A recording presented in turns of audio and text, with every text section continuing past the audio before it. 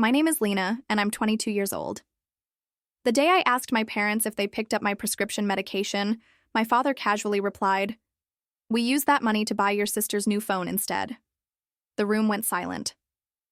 What happened next revealed a family secret so devastating that it would change everything I thought I knew about the people who were supposed to protect me. If you're watching this video right now, I'd love to know where you're from. Drop it in the comment section below. Hit that like button and subscribe to hear more stories about families, betrayal, and finding the strength to choose yourself. The fluorescent lights in the chemistry lab started swimming before my eyes like I was underwater. I blinked hard, trying to focus on the beaker in my hand, but the edges of my vision went fuzzy and dark. My lab partner, Marcus, was saying something about the pH levels, but his voice sounded like it was coming from the end of a long tunnel. Then my knees just gave out. I remember the cold tile floor hitting my palms first, then my knees. Then somehow I was on my side with people crowding around me. Marcus kept saying my name. Lena. Lena. Can you hear me? And I wanted to tell him yes. I could hear him. I was fine, just tired.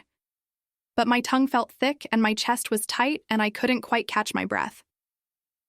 Someone must have called campus security because the next thing I knew, there were hands helping me sit up, voices asking if I needed an ambulance. I managed to shake my head and croak out that I was okay. Just tired, just stressed, just hadn't eaten breakfast, the usual excuses. But even as I said them, I knew something was wrong. This wasn't the first time. It was just the first time it had happened in front of witnesses. I dragged myself to the campus health clinic that afternoon, mostly because Marcus threatened to call my parents if I didn't. The waiting room smelled like antiseptic and old magazines. I filled out the intake form with shaking hands, checking no for most of the questions, even though I probably should have checked yes for more of them.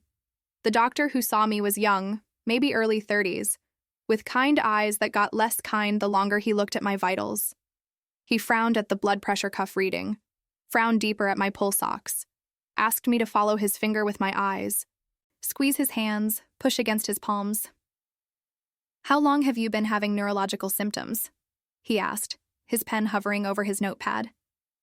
I hesitated, admitting it out loud, made it real. "I don't know. A few months, maybe longer." "Define the symptoms for me." So I told him the dizzy spells that came out of nowhere. The way my hands would go numb sometimes, like I'd been sitting on them wrong, except I hadn't. The headaches that felt like something was squeezing my skull from the inside. The ringing in my ears that would start up at random times and wouldn't stop for hours. He didn't write any of this down. He just stared at me with this expression I couldn't quite read. Concern, maybe, or alarm. "Why didn't you come in sooner?" he asked quietly. Because my parents would have told me I was being dramatic. Because my sister Ava had state championships and piano recital and a million other things that mattered more than my headaches. Because in my family, I'd learned a long time ago that my problems were always somehow less important than everyone else's. But I didn't say any of that. I just shrugged. I thought it would go away. He ran blood tests, made me do some kind of coordination test where I had to touch my nose, and then his finger over and over, shined lights in my eyes until I saw spots. The whole time, his frown just kept getting deeper. When he was done, he printed something out and sealed it in an envelope. His hands, I noticed, were very steady as he handed it to me. "You need to take these medications immediately," he said. "Not suggested, not recommended, need. And you need to follow up with a neurologist within the week. Not next month, not when you have time, within the week." My stomach did this awful twisting thing. "Is it serious? Serious enough that you shouldn't wait?" He held my gaze. "I mean that, Lena. Don't put this off." I took the envelope with numb fingers. It felt heavier than paper should feel. I called home from my dorm room that night, sitting cross-legged on my bed with a sealed envelope on my nightstand. My mom answered on the third ring, her voice bright and distracted. "Lena, sweetie, how are classes going?" "Mom, I need to tell you something." My voice came out shakier than I wanted. "I went to the health clinic today. The doctor ran some tests and he's really concerned. He gave me a prescription that I need filled right away. And oh, honey, is it just stress? You've always been such a worrier." I closed my eyes. "No, Mom, it's not stress. He said I have neurological symptoms and I need medication immediately, and I need to see a specialist within a week. There was a pause. I could hear the TV in the background, some reality show my dad always watched. Okay, my mom said finally. We'll pick up the prescription tomorrow. Don't worry about it. Just focus on your studies, okay? Relief flooded through me. Really? Thank you. The doctor seemed really serious about it. Lena, we've got it handled. My dad's voice came through slightly muffled, like he leaned over my mom's shoulder. Don't stress yourself out. We'll take care of everything. You just concentrate on school. Thank you, I whispered. I was really scared.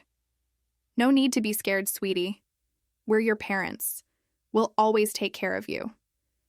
I hung up feeling lighter than I had in days. They were going to handle it. Everything was going to be okay. I went home that weekend, partly because I wanted to make sure they'd picked up the medication, and partly because I just needed to see my family. The house looked the same as always. The maple tree in the front yard dropping leaves everywhere. My dad's truck in the driveway. The porch light that flickered because he kept meaning to fix it but never did. Inside, I found my little sister Ava sprawled on the living room couch, completely absorbed in her brand new iPhone. Not just any iPhone, the latest model. The one that cost more than my textbooks for the entire semester. Nice phone, I said, dropping my bag by the stairs. Ava glanced up, her face lighting up. Right, Mom? And Dad surprised me with it yesterday. It has this amazing camera and I can edit my videos right on the phone. And Lena, my mom appeared from the kitchen wiping her hands on a dish rag. You're early. I wasn't expecting you until dinner. My dad followed her out, grinning. There's our college girl. How's the chemistry major treating you? We all settled in the living room, and for the next hour I listened to Ava talk about her upcoming school project. Something about a multimedia presentation that required professional-grade equipment which apparently justified the new phone. My parents hung on her every word, asking questions, offering suggestions, beaming with pride. I waited for a break in the conversation. Hey, so about my medication? Oh, Lena, not now. My dad waved a hand. Your sister is telling us about her project. I know, but the doctor said it was urgent. Sweetie, you're just overworked. My mom patted my knee absently, her attention still on Ava. College is stressful. You need to relax more. Ava shot me this look. Not quite smug, but close. The look that said, see, I matter more. I'd seen that look my whole life. I tried again at dinner. Did you pick up my prescription? Your sister needs us more right now, my dad said, passing the salad bowl. She's got that big presentation next month. Something cold settled in my chest, but the doctor said, doctors always make things sound worse than they are. My mom interrupted. Remember when Ava had that cold and they said it might be pneumonia? It was just a cold. This is different. Is it, though? My dad raised an eyebrow. You've always been a bit dramatic about your health, honey. I put my fork down. My appetite was gone anyway. That night, I woke up gasping for air. My room was dark except for the street light filtering through the curtains. My heart was pounding so hard I could feel it in my throat. My fingers, both hands, were completely numb, like they'd been replaced with blocks of wood. I tried to sit up and the room tilted violently sideways. I grabbed for my nightstand and missed, my numb hands clumsy and useless. Managed to get myself upright through sheer force of will. Sat there on the edge of my bed, breathing hard, trying not to panic. This was worse than the lab, worse than any of the previous episodes. I needed that medication. Tonight, I stumbled downstairs, one hand on the wall for balance. The kitchen was dark. I flipped on the light and immediately spotted the counter where my mom always put pharmacy pickups. Nothing, just Ava's phone box, some accessories she'd ordered, a stack of mail. No pharmacy bag, no medication. I checked the other counter, the table, even opened the fridge in case someone had put it in there by mistake. Nothing. My hands were still numb. My head was starting to pound. And in that moment, standing alone in my parents' kitchen at 2 a.m, I felt scared in a way I never felt before. Not scared of what was happening to my body. Scared that my own family didn't care enough to help me. I waited until Sunday lunch to bring it up. Family tradition. Everyone had to be there, Phones away, attention focused. They couldn't brush me off or change the subject when we were all sitting around the table together. At least that's what I told myself. Ava was showing off her new phone's features, demonstrating the camera's zoom function on the flower arrangement Mom had placed in the center of the table. My parents were appropriately amazed. I sat quietly, my fingers still tingling with that awful numbness, a dizzy spell threatening at the edges of my awareness. I waited until there was a natural lull in the conversation. Then I asked, keeping my voice calm and casual, "Did you pick up my prescription?"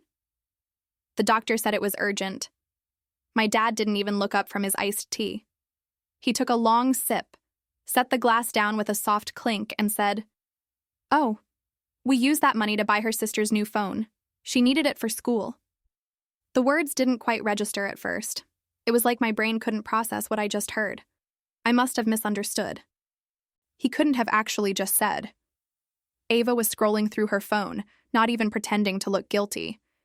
If anything, she looked satisfied, vindicated even. My fork paused halfway to my mouth. I set it down carefully like I was defusing a bomb. My pulse was doing that pounding thing again, loud in my ears. "You used the medication money," I said slowly, "to buy a phone. Lena, don't start." My mom's voice had that warning edge, the tone she used when she thought I was about to make a scene. "Don't start what?" "Asking about medication a doctor said I needed immediately. The phone was important," my dad said, finally meeting my eyes. "Ava's presentation is 30% of her grade. She needed professional equipment." I stared at him, at this man who taught me to ride a bike, who came to my 6th grade science fair, who used to call me his smart girl, and I didn't recognize him at all. "Right," I said. My voice sounded distant, like it was coming from someone else. "Then I guess you didn't read the warning label the pharmacist sent." My mom's hand froze with her fork halfway to her mouth. "Warning label?" Her voice cracked just slightly, just enough for me to catch it. "What warning label?" my dad asked, but his face had gone pale. Ava sighed dramatically, setting her phone face down on the table. "Lena, don't make this about you again. I needed the phone for my project. It's not like you're dying or anything." The silence that followed was so complete, I could hear the clock ticking in the hallway. I leaned forward, looked my father directly in the eyes, and said very quietly, "The doctor said the medication prevents neurological damage, the neurological damage, as in the kind that doesn't go away." All the color drained from his face. Even his lips went pale. My mom made this small sound like someone had punched her in the stomach. "Lena, you didn't say it was that serious. I told you it was urgent. I told you the doctor was concerned. I told you I needed to see a specialist within a week." My voice was still eerily calm. "What part of that didn't sound serious?" "Well, you should have been more clear." My dad snapped, but his hands were shaking. "I was clear. You chose Ava's phone over my health." Ava's face had gone from smug to uncertain. She picked up her phone, then set it down again. "I didn't know it was that serious," she mumbled. "Didn't you?" I turned to her. "Or, did you just not care? That's not fair." "Fair?" I almost laughed, but it came out wrong. Brittle. "You want to talk about fair?" My mom was frantically asking questions now, words tumbling over each other. "When did I see the doctor? What exactly did he say? Could we get the prescription filled today?" "Tomorrow." "How bad was it, really?" My dad tried defending himself. "We thought the phone was on sale. We can get your medication next week," the doctor said. "The longer I wait, the worse it gets." I pushed my chair back, standing up. The room swayed a little, but I steadied myself with both hands on the table. He said immediate. He said urgent. He didn't say, "Whenever your family gets around to it." "Lena, sit down. We'll figure this out." "No." I grabbed my purse from the back of my chair. "No, I don't think we will. Don't you dare walk out of this house," my dad barked. I looked at him. Really? Looked at him. This man who is supposed to protect me, who is supposed to put my well-being before a phone, before his pride, before anything. If anything happens to me, I said softly, remember this moment. Remember that you had a choice. I walked toward the front door. My mom was calling my name. My dad was standing up, chair scraping loudly. Ava was saying something about not being dramatic, but I didn't look back. I couldn't. If I look back, I might stay. And if I stayed, I might forgive them before they deserved it. I drove back to campus with my hands gripping the steering wheel so tight my knuckles went white. My phone buzzed repeatedly. Mom, Dad, even Ava. I ignored all of them. The numbness in my fingers was spreading up my wrists now. The dizzy spell was getting worse. I pulled into the first urgent care clinic I could find. The waiting room was mostly empty on a Sunday evening. I checked in with a receptionist who barely looked up from her computer, then sat in one of those uncomfortable plastic chairs and tried not to think about the fact that I'd just walked out on my family, or that they'd chosen a phone over my health, or that this might actually be as serious as the campus doctor made it sound. When my name was finally called, I followed the nurse back with legs that felt like jelly. They took my vitals again. Blood pressure high, heart rate elevated, oxygen levels fine. The nurse noted the tremor in my hands when I tried to sign the consent forms. The doctor who came and was older with silver hair and glasses that sat at the end of his nose. He reviewed my file on his tablet, frowning. You saw a campus physician last week? He asked. Yes. And he prescribed medication that you haven't started taking yet. My family was supposed to pick it up. They didn't. He looked at me over his glasses, didn't say anything, just looked at me in this way that made me feel simultaneously seen and utterly exposed. I need that medication, I said. My voice cracked. I need it now. Let me examine you first. The examination was more thorough than the one at campus. He tested my reflexes, my coordination, my responses, asked detailed questions about every symptom. How long? How often? Had they gotten worse? Did anything trigger them? When he was done, he sat back and crossed his arms. I'd like to access your previous medical records. Do I have your permission? Sure. I mean, there's not much. I'm pretty healthy usually. He tapped his tablet for several long minutes while I sat there picking at my thumbnail. Then his frown deepened. That's odd, he murmured. What? You're missing several years of medical data, records from when you were. He checked the screen. Approximately 12 to 16 years old. There's a gap. My stomach dropped. What do you mean a gap? I mean, your pediatric records stop abruptly at age 12, then don't resume until you were 17. For years of nothing, he looked at me. Do you know why that would be? No. I don't remember being sick during that time. I mean, I had the usual stuff, colds, flu, but nothing serious. Has someone been altering your medical file? The question hit me like cold water. What? No. Who would? Why would anyone do that? He showed me his screen, though I couldn't make sense of most of it. These access logs show your file was opened multiple times from an administrative account. Changes were made to your patient history. Specifically, several diagnostic codes were removed. My brain felt like it was short-circuiting.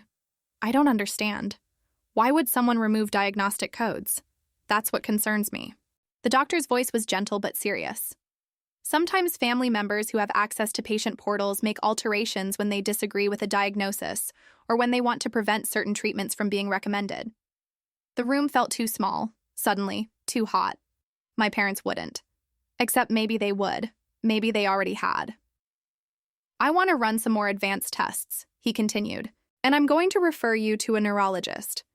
This should have been addressed years ago. Years? My voice came out as a whisper.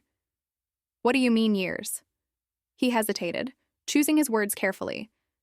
Based on your current presentation and the progression of symptoms you've described, this isn't something that developed in the last few months.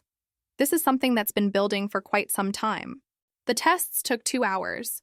Blood work, another neurological exam, something called an EEG, where they stuck electrodes to my head and told me to close my eyes. I lay there under the fluorescent lights, trying not to think about missing medical records and altered files and the possibility that someone in my family had been lying to me for years. When it was over, the doctor wrote me a prescription. The same one the campus doctor had prescribed. and handed it to me with very specific instructions. Take this twice daily. Don't skip doses. Don't wait. And see this neurologist. He handed me a referral card. I'm marking this as urgent. How urgent? I'm noting on your file that you should be seen within 72 hours. If they can't accommodate that, call me directly. He wrote his cell number on the back of the card. Doctors don't give out their cell numbers for minor issues. I walked out of the clinic with prescriptions clutched in my hand and got them filled at the 24-hour pharmacy next door. Stood there under the harsh lights watching the pharmacist count out pills into an orange bottle and felt something fundamental shift inside me. This was real. This was happening. And for some reason I didn't understand yet, someone had tried to hide it from me. My phone had been buzzing. Non-stop. I finally looked at it while waiting for my prescription. 17 missed calls. 32 text messages. Most were for my mom. Please call us. We're worried. Come home so we can talk. Don't be upset. We can fix this. A few from my dad. This is ridiculous. Stop overreacting. Call your mother, and one from Ava. Why are you being like this? It's just a phone. I stared at that last one for a long moment. Then I opened a new message to my mom. I'm not coming home tonight. Her response was immediate. Where are you? We need to talk. I'm getting my medication. The medication you were supposed to get for me. Lena, please come home. We need to talk about something important. My fingers hesitated over the keyboard. Something important. What could possibly be more important than the fact that they'd prioritized a phone over medication their daughter desperately needed? I'm not ready to talk to you, I typed back. My dad's text came through seconds later. Please don't involve outsiders in family business. Outsiders. He meant doctors, medical professionals who were actually taking my condition seriously. I didn't respond to that one. I picked up my medication, took the first dose right there in the pharmacy, and drove to the one person I thought might actually tell me the truth. My Aunt Linda, my mom's older sister. She lived about 20 minutes from campus in a small ranch house with a garden that always smelled like lavender. She opened the door in her bathrobe, took one look at my face, and pulled me inside without a word. I'll make tea, she said. We sat at her kitchen table, her in her bathrobe, me still in the clothes I'd worn to Sunday lunch that now felt like a lifetime ago. She set a mug of chamomile in front of me and waited. I told her everything. The fainting spell, the campus doctor, the prescription my parents never filled, the urgent care visit, the missing medical records. She didn't look surprised. That's what got me. The complete lack of surprise on her face. You knew, I said flatly. You knew something was wrong. Aunt Linda wrapped her hands around her own mug and sighed. I didn't know about the current medication. Your mother hasn't told me much lately. But she paused, seeming to wrestle with something. Lena, there are things about your family's finances that you don't know. What things? Do you remember when Ava started at that expensive music academy when she was 14? Yeah. Mom and Dad said it was an investment in her future. It was. But that money had to come from somewhere. Aunt Linda looked at me steadily. It came from medical savings they'd set aside for you. The mug slipped in my hands. Tea sloshed onto the table. What? You were having health issues back then, too. Do you remember? You were 13, 14. You kept getting dizzy. Your hands would go numb. They took you to doctors, several doctors, and there was talk of running extensive tests. Expensive tests. Pieces were clicking together in my head, but they formed a picture I didn't want to see. I don't remember any of that. Your mother didn't want you to worry. She told you it was just growing pains, just stress from school. But they knew they'd been told you needed follow-up care, and they used that money on Ava instead. Aunt Linda didn't answer, which was answer enough. I stood up abruptly, my chair scraping loud in the quiet kitchen, paced to the window and back, tried to breathe through the tightness in my chest that had nothing to do with my medical condition. They sacrificed my health, I said quietly, for her music career. I don't think they saw it that way at the time. I think they convinced themselves you were fine, that the doctors were being overly cautious, that Ava's opportunity was time-sensitive, and your medical issues could wait. But they couldn't wait. That doctor today said, "This has been building for years." I know, honey. I know. A memory surfaced, hazy and fragmented. I was maybe 14, lying in a hospital bed, the lights too bright. My mom was crying. I remembered her saying something. What was it? Something about how I could know something. She can't know. She's too young. What couldn't I know? I asked aloud. Aunt Linda's expression shifted, became guarded. What do you mean?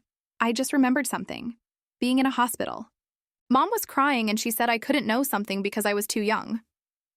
What was she talking about? My aunt was quiet for a long time. When she finally spoke, her voice was careful. You should ask your parents about that. I'm asking you, Lena, please. I was begging now. Please just tell me the truth. What don't I know? She closed her eyes briefly, then opened them and looked at me with something like grief. When you were 14, you were diagnosed with a rare condition. I don't remember the exact name, something neurological. The doctors wanted to start treatment immediately. Medication, monitoring, lifestyle changes. It was expensive, long-term expensive. The kitchen felt airless, and my parents said no. They said they needed time to think about it, to get second opinions, to understand all the options. Her voice was bitter now, but what they really wanted was time to figure out how to afford Ava's music school. And by the time they'd made that decision, they were too ashamed to tell you the truth about why they delayed your treatment. So they just pretended it never happened. They convinced themselves you were fine, that the symptoms had gone away, that the doctors had been wrong, but I wasn't fine. My voice broke. I'm still not fine. Aunt Linda stood and pulled me into a hug. I let myself collapse against her, shaking with anger and grief and betrayal. Why didn't you tell me? I whispered against her shoulder. I tried talking to your mother multiple times. She said they were handling it, that they knew what was best for you. She pulled back, hands on my shoulders. I am sorry. I should have done more. My phone buzzed again, a text from Ava. Don't ask Dad, ask Mom. I showed it to Aunt Linda. She read it and shook her head. Your sister knows more than she's letting on. Everyone knows more than I do. I felt bitter laughter bubble up. I'm the only one who didn't know my own medical history was being hidden from me. I left Aunt Linda's house with more questions than answers and drove aimlessly for a while, just trying to process everything. Eventually, I found myself in the hospital parking lot where I'd been born, where I'd had countless childhood appointments, where apparently I'd spent time as a teenager that I couldn't even remember properly. I sat in my car staring at the building somewhere, and there were records about me. Records someone had altered or deleted or hidden. Records that might explain why my parents had made the choices they did. My phone rang. My mom. I almost didn't answer, but some small part of me still hoped she'd have a reasonable explanation. Lena. Her voice was tight with panic. Where are you? Please, you need to come home. We need to talk. I'm not coming home. This isn't something we can discuss over the phone. Then I guess we're not discussing it. I was surprised by how steady my voice sounded. You don't understand. There are things you don't know. That's the problem, Mom. There are a lot of things I don't know. Things you deliberately kept from me. Things you and Dad decided I wasn't allowed to know. Silence, then quietly. Who have you been talking to? Does it matter? Linda, not a question, an accusation. She told you. She told me enough. Told me that when I was 14 I had a diagnosis that you ignored. That you used money meant for my medical care to pay for AA's music school. That you've been lying to me for years. It's not that simple. It seems pretty simple to me. Please just come home so we can explain. No. I hung up. My hands were shaking again, but this time it wasn't just the medical symptoms. It was rage. Pure, clean rage. I got out of my car and walked into the hospital. The records department was on the second floor, past the cafeteria, and through a maze of corridors that all looked identical. I found it finally, a small office with a counter and a middle-aged woman typing away at a computer. Can I help you? I need to access my medical records. Old ones from when I was a teenager. She had me fill out a form, show my ID, sign releases. Then she disappeared into a back room while I stood there under the fluorescent lights, feeling like I was about to open Pandora's box. When she came back, she looked uncomfortable. Is there a problem? I asked. Well, She set a thin folder on the counter. Your file is unusually sparse for someone your age, and several sections are marked as restricted. Restricted how? Restricted as in only a parent or a legal guardian can access them, but they're my records about my health. I understand, but these restrictions were put in place when you were a minor. You're over 18 now, but the flags are still active in the system. She opened the folder, showing me pages that were almost entirely redacted. Black bars covered most of the text. I can request to have them unrestricted, but it requires authorization from whoever set the restrictions originally. My parents, most likely. Yes. I stared at the censored pages, my own medical history hidden from me behind black bars and parental override codes. Can you at least tell me what years these restrictions cover? She checked her computer. Ages 12 through 16 for years. The same gap the urgent care doctor had noticed. That's very unusual, the receptionist added, clearly uncomfortable with the whole situation. Most parents don't restrict access to routine medical records. What about appointment history? Can you tell me if I had appointments during those years, even if you can't tell me what they were for? She hesitated, then typed something. Her eyebrows went up. Oh yes, quite a few appointments actually. Multiple specialists. Neurology, definitely. Some with, she squinted at the screen. Looks like a genetic counselor. My heart was pounding again. A genetic counselor? Why would I see a genetic counselor? I can't access the notes. I'm sorry. What about the pharmacy? Can you see what prescriptions were written? More typing, more uncomfortable frowning. There were several prescriptions written during that time period, but they were all canceled or never filled. All of them, according to this, yes. Someone with parental portal access marked them as patient declined or family requested alternative treatment. But I didn't decline anything. I didn't even know I needed treatment. Can you tell me what the prescriptions were for? I can't see the specific medications. Those details are behind the restriction. I pulled out my current prescription bottle. Was it this? Was one of them this medication? She glanced at the label, then back at her screen. Wouldn't quite meet my eyes. I really can't say. Which meant yes. Which meant years ago doctors had tried to prescribe exactly what I was taking now, and someone had prevented me from getting it. I left the hospital in a daze and called the neurologist's office for my car. They could see me tomorrow at 9:00 a.m. if I was willing to come in for a cancellation slot. I said yes immediately. Then I just sat there trying to piece together the fragments of information I'd gathered. The missing records, the canceled prescriptions, the genetic counselor, the years of silence and lies. My phone buzzed. The pharmacist's name appeared on the screen. I'd given him my number when I picked up the prescription. Miss Patterson, this is David from Eastside Pharmacy. I have some concerning information about your medication that I think you should be aware of. Okay. When I was filling your prescription, I ran a routine check through our system. Your medication was prescribed to you once before, about 8 years ago, at our sister location. 8 years ago, I would have been 14. The notes in our system indicate there was an urgent warning attached to that prescription. Something about critical risk classification, but when I checked your current file, your risk level is marked as low. I don't understand. How can that be? That's what concerned me. So, I did some digging. Someone with portal access changed your risk classification last week. Changed it from critical to low. That's not something that happens accidentally. The parking lot seemed to tilt. Someone deliberately downgraded how serious my condition is. I can't speculate on intent, but yes, the classification was changed. And because of that change, your current prescription wasn't flagged as urgent when your parents picked up the... He paused. Wait, did you say your parents didn't pick this up? They never went to the pharmacy. Oh.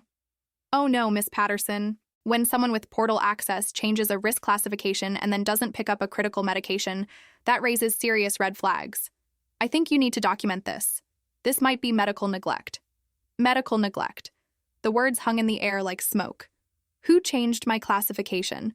The access log shows it was done from your father's portal account. I don't remember driving back to campus. 1 minute I was in the hospital parking lot. The next I was sitting in my dorm room staring at my laptop screen. I logged into my patient portal, something I'd barely ever used because my parents always handled medical stuff for me. Created a new password because I'd forgotten the old one. Waited for the verification email, When I finally got in, I went straight to the activity log. My father's account had accessed my file 6 times in the last month. Each time he'd made changes, removed flags, downgraded urgency markers, edited symptom notes I'd entered. One entry showed he'd actually changed my reported symptoms from severe and worsening to mild and intermittent. He'd literally rewritten my medical history to make me seem less sick than I was.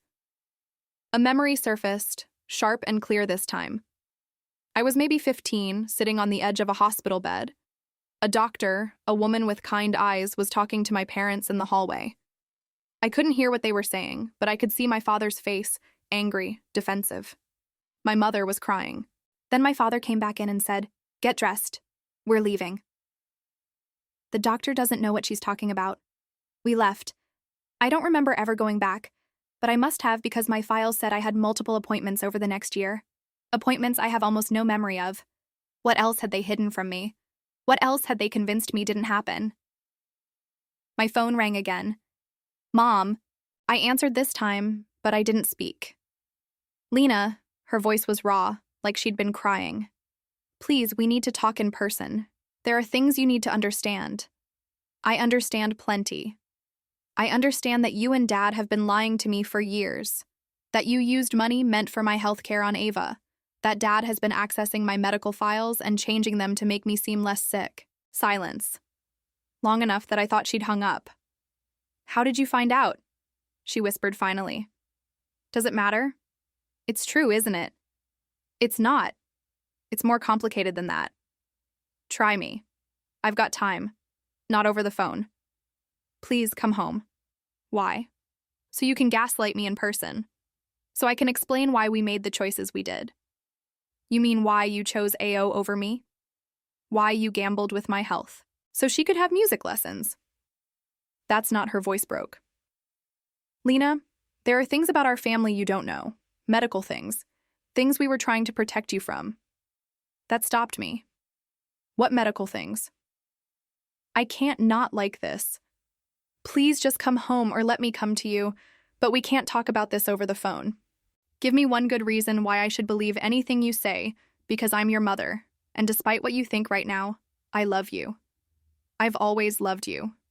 Funny way of showing it. I hung up, but her words stuck with me. Medical things about our family, things they were trying to protect me from. I thought about the genetic counselor, about the way the hospital receptionist had looked uncomfortable when she saw my file, about the urgency in that campus doctor's voice. What exactly did I have? What had I always had that no one would name? I texted Ava. "What do you know about my medical condition?" She didn't respond for 10 minutes. "Then I don't want to get involved. You're already involved. What did you mean earlier when you said not to ask Dad?" Another long pause. "Mom knows more than him about the tests. About what they found when you were younger?" "What tests? What did they find?" "I don't know the details. I just know it's genetic." And Mom was scared. "Genetic? How? I really don't want to talk about this." "Ava, I heard them fighting once when you were in the hospital that time. Mom wanted to tell you everything, and Dad said you were too young and it would just scare you, and maybe you'd grow out of it, and I'm not going to grow out of a genetic condition. I know that now, okay? But I was like 12 and I didn't understand what they were talking about, and I just wanted everyone to stop yelling." I stared at my phone and my little sister's panicked texts and felt something soften slightly. She'd been a kid too. She'd been kept in the dark almost as much as I had. "What else do you remember?" I typed just that they were scared. Really scared. And after that, they started acting like everything was fine, like nothing was wrong. And you seemed okay. So I thought maybe it was fine. It's not fine. I know. I'm sorry. I'm really, really sorry. That night, I barely slept. I kept thinking about genetic conditions, about hidden diagnosis, about parents who love their children but made terrible choices. Anyway, the neurologist's office called at 8:00 a.m. Could I come in early? They'd had another cancellation, and the doctor wanted to see me as soon as possible. I was there by 8:30. The neurologist was a woman in her 50s with gray streaked hair and steady hands. Dr. Sarah Chun, according to her name tag. She reviewed my files, both the current ones and whatever records she'd been able to access from my past for a long time before speaking. Lena, she said finally, I need you to be completely honest with me. What do you know about your family medical history? Apparently nothing. That's why I'm here. She pulled up images on her computer. Brain scans. I realized MRIs. These are from 5 years ago. Did you know you had these done? I stared at the images. No. And these are from last week. She put them side by side, even to my untrained eye. I could see the difference. Something in the second image that wasn't in the first. Something that looked wrong. What is that? My voice came out hoarse-aro. That Dr. Chin said gently is inflammation, progressive neurological inflammation that should have been treated 5 years ago when it first appeared. The room seemed to narrow to just her face, her steady eyes, her careful expression. What happens if it's not treated? I asked. Let's focus on getting you treated now. That's not an answer. She sighed. Untreated, this type of inflammation can cause permanent damage, motor function impairment, sensory issues. In severe cases, seizures. Am I severe? You're getting there. Another few months. She didn't finish the sentence. Didn't need to. And 5 years ago, if I'd been treated, then you'd be fine. No lasting damage at all. I felt something break inside me. Some last fragile hope that maybe my parents had just made a mistake, that maybe they didn't know how serious it was. But they did know. They had these scans. They saw these images. And they chose to do nothing. There's something else, Dr. Chin said carefully.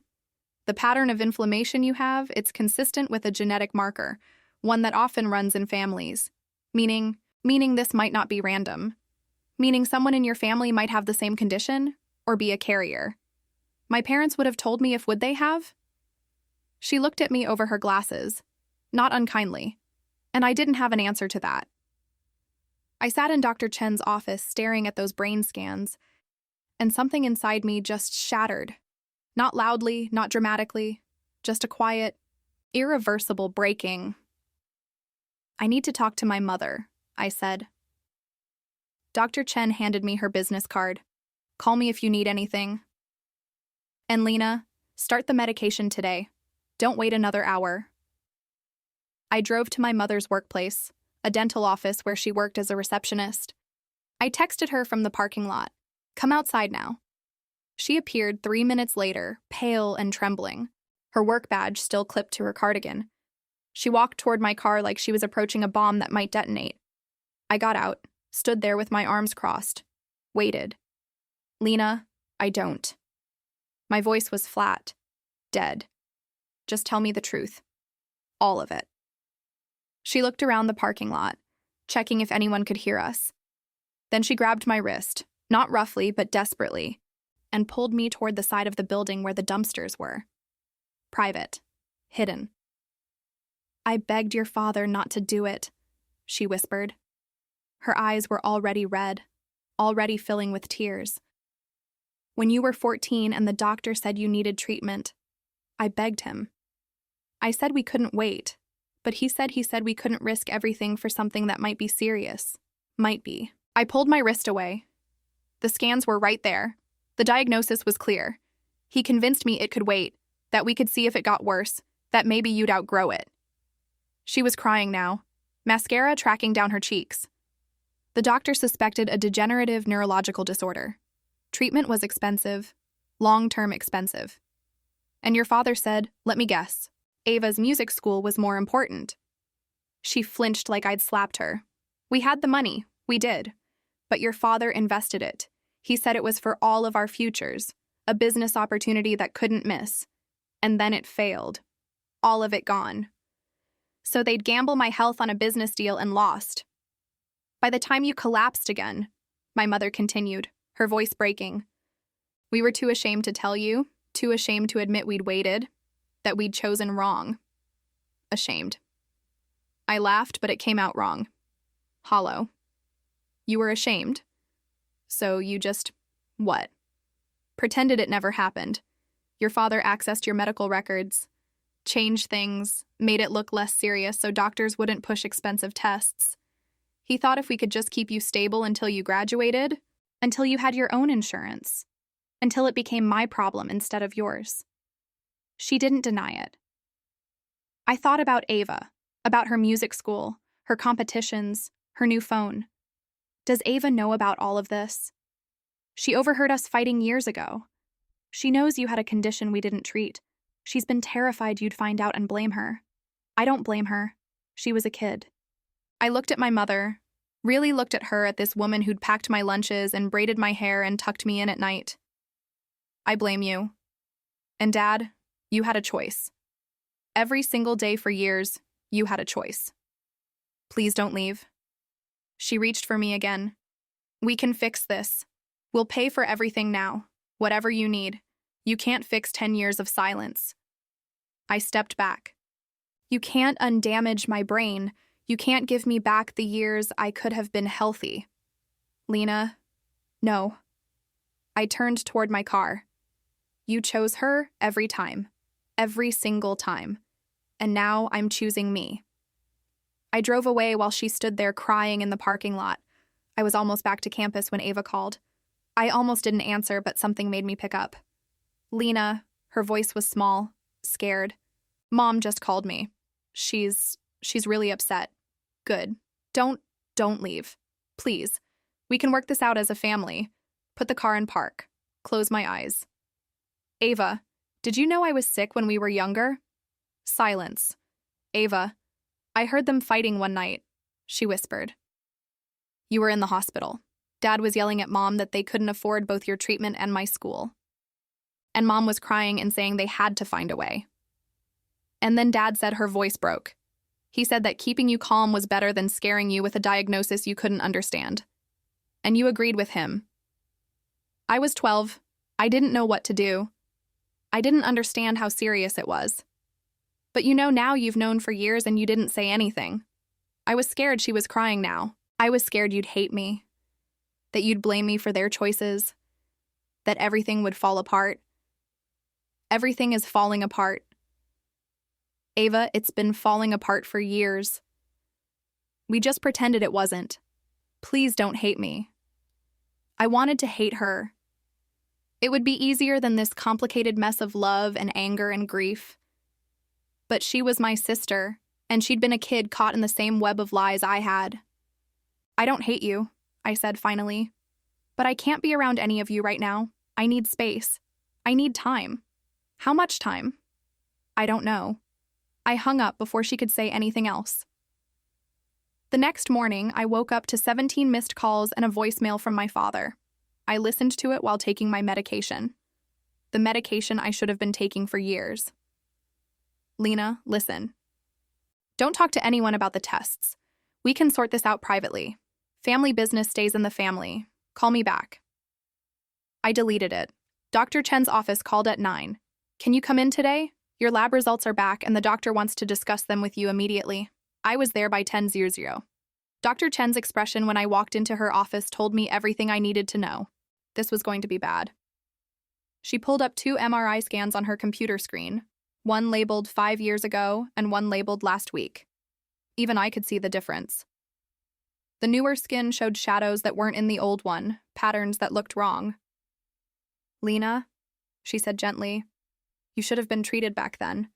The progression is significant. I already knew this, but hearing it stated so clearly so finally made something collapse inside me. You have an early stage but progressive neurological inflammation disorder. It's treatable, but the delay in treatment has complicated things. Complicated how? My voice sounded distant, like it belonged to someone else. Long-term risks include partial motor delays, recurring fainting spells, potential nerve damage. She paused. Most of this could have been prevented if you'd started treatment 5 years ago. I sank into the chair. My hands were shaking. Is it my fault for not pushing harder? For not? No. Her voice was firm, sharp. You were a child. You trusted the adults in your life to protect you. This is not your fault. But it felt like my fault. It felt like I should have known. Should have fought harder. Should have demanded answers instead of accepting their dismissals. We'll start aggressive treatment immediately, Dr. Chin continued. Medication twice daily, weekly monitoring, and you need to avoid stress and overexertion. She looked at me carefully. Is there someone who can support you through this? Family? Friends? I thought about my parents, about Ava, about the fact that the people who should have been my support system were the ones who'd caused this. I'll figure it out, I whispered. After the appointment, I sat in my car in the parking lot and cried. Not the angry crying from before, just exhausted, grief-stricken sobbing that came from somewhere deep and broken inside me. An elderly woman tapped on my window. I looked up, embarrassed, and she gestured for me to roll it down. You okay, dear? I thank you. She handed me a tissue through the window. I saw you coming out of neurology. I had my appointment today, too. She smiled sadly. Family doesn't always mean they protect you, dear.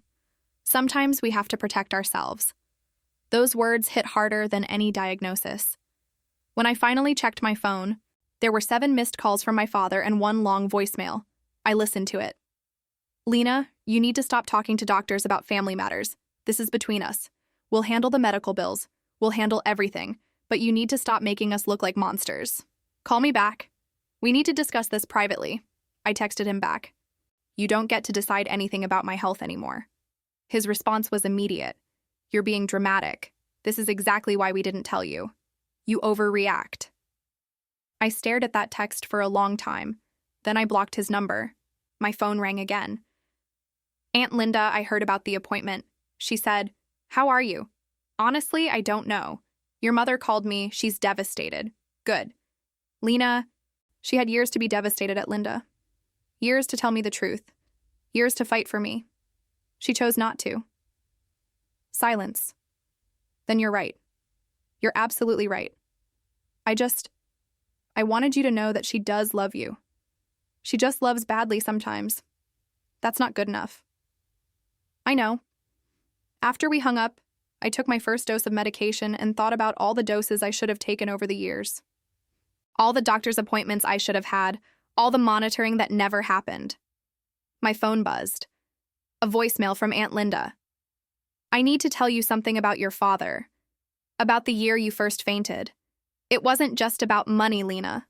There's more to the story. Call me when you're ready. My hands started shaking again, but this time from fear. I drove to Aunt Linda's house that evening. She opened the door with red eyes like she'd been crying. I should have told you this years ago, she said.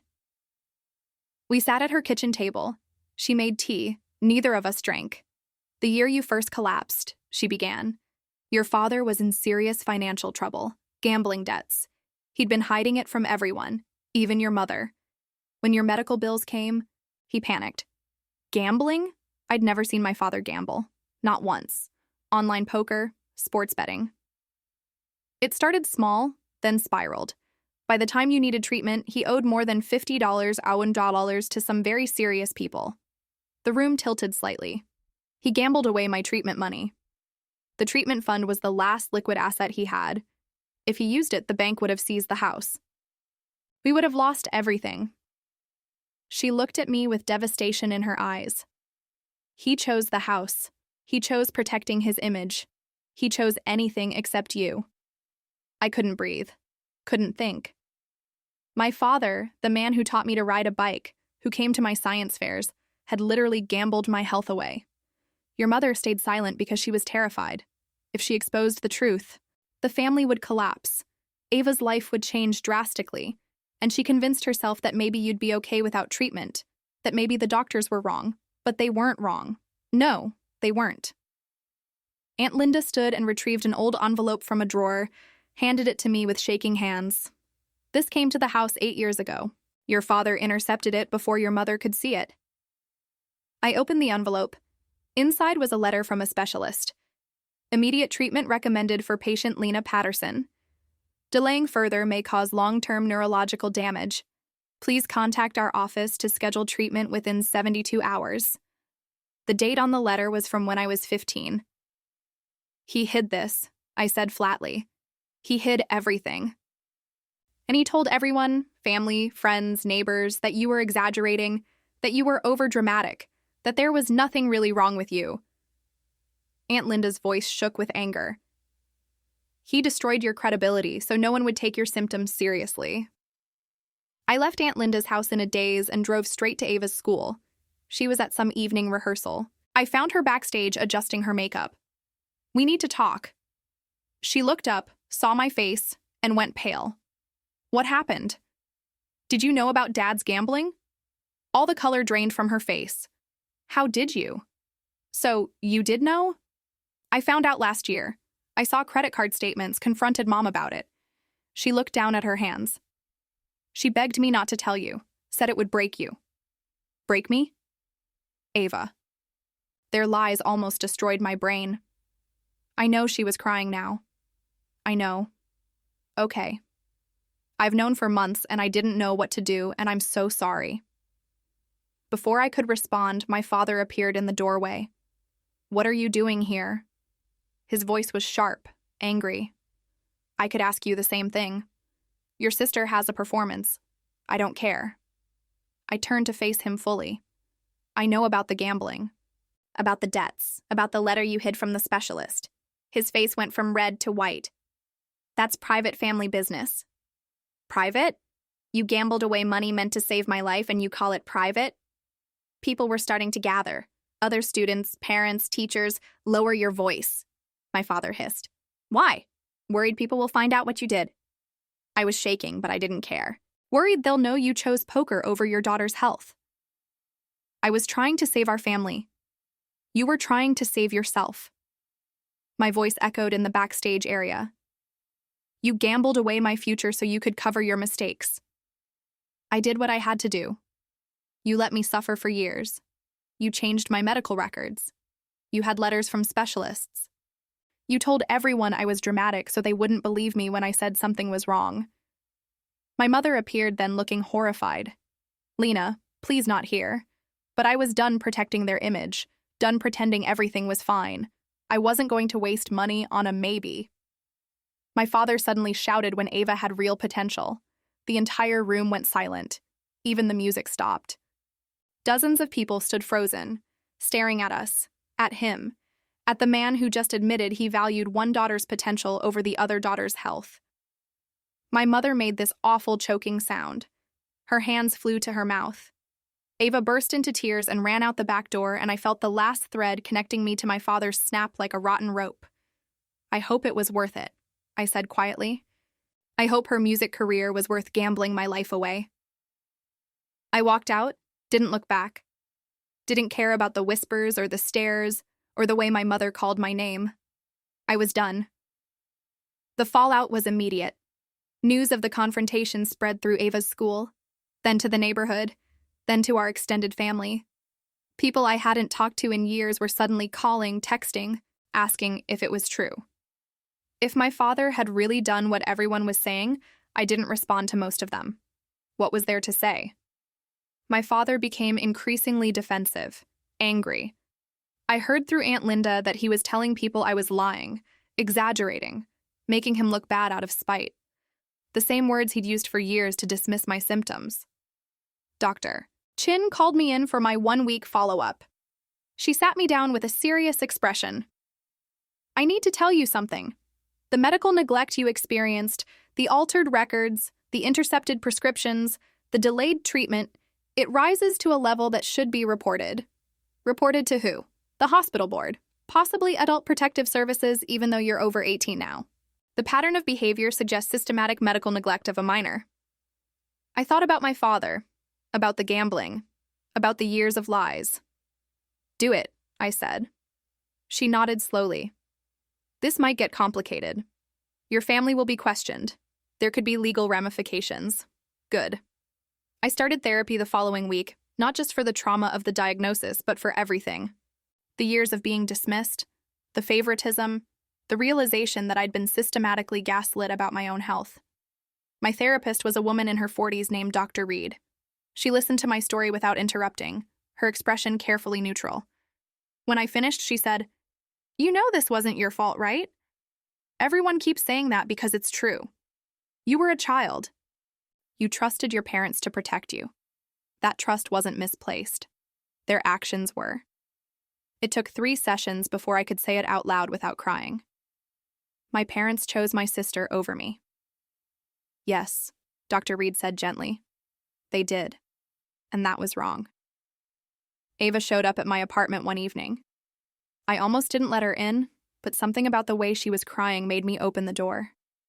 She handed me a small notebook. Her childhood diary. Read the entry from when I was 12, she whispered. I flipped to the date she indicated. The handwriting was messy, childish. I hope one day Mom and Dad love her like they love me. I don't know why they don't. Lena is smarter and nicer, and she never complains even when she's sick. I wish I could fix it. But I'm just a kid, and nobody listens to kids. I looked up at my sister. Really looked at her. She was 17, still basically a kid, and she'd been carrying this guilt for years.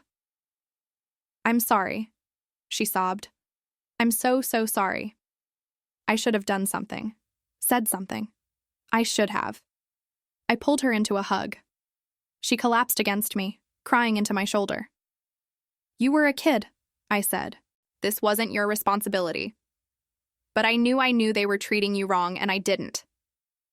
You were a kid, I repeated firmly. This was on them, not you. We sat on my couch for an hour while she cried. I didn't cry. I think I'd run out of tears. My mother tried to make amends. She brought boxes of receipts and old letters, proof that she'd fought for me, at least at first. Proof that she'd tried to stand up to my father before she gave up. I was weak, she said, sitting in my apartment with red eyes. I should have been stronger. Should have protected you better.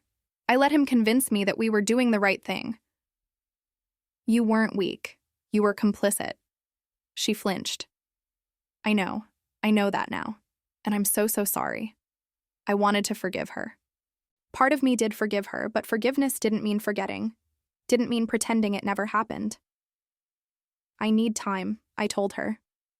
A lot of time. I understand. She stood to leave, then paused at the door. For what it's worth, I'm proud of you for fighting for yourself, for being stronger than I was. My father tried visiting my apartment twice. The first time I didn't answer the door. The second time I opened it just wide enough to talk. You need to withdraw the medical report, he said without preamble. It's making us look like monsters. You are monsters. We did what we thought was best. You gambled away my treatment money. You hid letters from specialists. You altered my medical records to make me seem less sick. You told everyone I was dramatic so they wouldn't believe me. I looked him in the eye. Those aren't the actions of someone doing their best. Those are the actions of a coward. How dare you? You abandoned your responsibility as a father long before I abandoned you as a daughter. I started to close the door. We're done here, Lena. I closed the door, locked it, stood there listening to him knock, and call my name for 5 minutes before he finally left. I didn't cry. I didn't feel sad. I just felt free. 3 weeks later, Dr. Chin called with good news. Your latest scans show improvement. The inflammation is responding to treatment. You came just in time, Lena. Just in time. After years of being too late, but I take it. I signed a lease for my own apartment near campus. Nothing fancy, just a small one-bedroom with decent light and enough space for me to breathe. For the first time in my life, I felt like I controlled my own future, my own health, my own choices. I set up my medication station on the kitchen counter. Pill organizer, water bottle, alarm on my phone. This was my routine now, my responsibility, and I wouldn't let anyone take it from me again. Ava helped me move in. We didn't talk much, but we didn't need to. She was trying. That was enough for now. My mother came by once bringing groceries and cleaning supplies. She didn't stay long. Just helped me unpack the kitchen, hugged me carefully, and left. My father didn't come at all. I didn't expect him to. That night, I sat at my desk in my new apartment. The medication bottle sat beside my laptop. I opened a new document and started writing. They chose not to save me, so I chose myself. And this time, I'm not apologizing for it. I turned off the lamp and sat in the darkness of my new home, feeling something I hadn't felt in years. Peace. Not happiness. Not yet. Maybe not for a long time, but peace. And for now, that was enough. Have you ever had to choose between forgiving family and protecting yourself? And if you did, do you think you made the right choice?